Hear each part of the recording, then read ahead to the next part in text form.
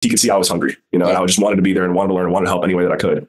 And looking back on it, I could say it's been pretty profitable for everybody involved. So I think you guys caught lightning in a bottle, man. I really do. I mean, I don't know of anything else like RaiseMasters at all. Like really, whether it's capital or any other level of the business. I mean, there's some big masterminds out there, but the value that, and this is definitely not an ad for RaiseMasters. It's just kind of what's real for me. The value points and as far as the deliverables and the network, and I mean, the Slack channel alone is worth the price of admission as far as I'm concerned. And it's just so robust. I mean, again, for 350 to 450 people, depending on time of year and what's going on, that are just out doing big things. Amongst other things, doing podcast tours and getting their brand out there. And but like anymore, if I have a question that is somewhat related, like I should go check out, go take this to RaiseMasters, I'll just do a search in the Slack channel, and usually the answer is there, right? I don't even need to ask.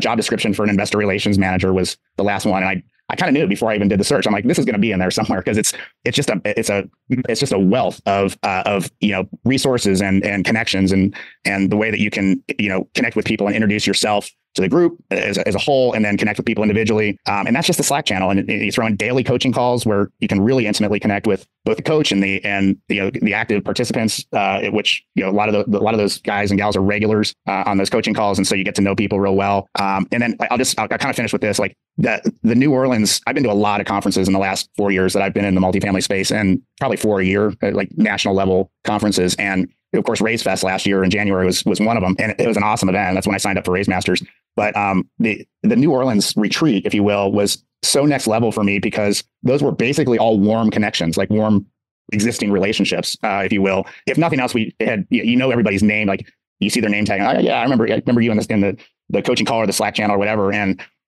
it was like the retreat's like kind of the perfect word for what that was, because it was like hanging out with 125, 150 felt like friends, and then the colleagues, but like people that, like just like Adam said, have that ethic of how can I add value here? And if you take that, like just to kind of like accentuate that point and that like ethic and intention around networking, amongst other things for me, like if you're just like, if all you're there to do is like get in their world, figure out where, what they're up to, figure out what challenges they may be facing, what resources they might need, that takes so much pressure off, it takes pressure off of you, and in my case, me, from having to like figure out how to promote what I'm doing and like almost sell myself and whatnot. And it of course it instantly engages the person that you're talking to and trying to add value to. So that is a secret sauce, in my opinion, that you hit on. Well, yeah, we do the retreat every fall. I don't know if it's going to be in New Orleans again this year. We'll probably try to switch it up a bit just to keep things fresh. But yeah, I completely agree. The retreats have been, man, I don't know what my favorite is though, because as you know, we got RaiseFest coming up this year, which is going to be twice as big as last year. Yeah.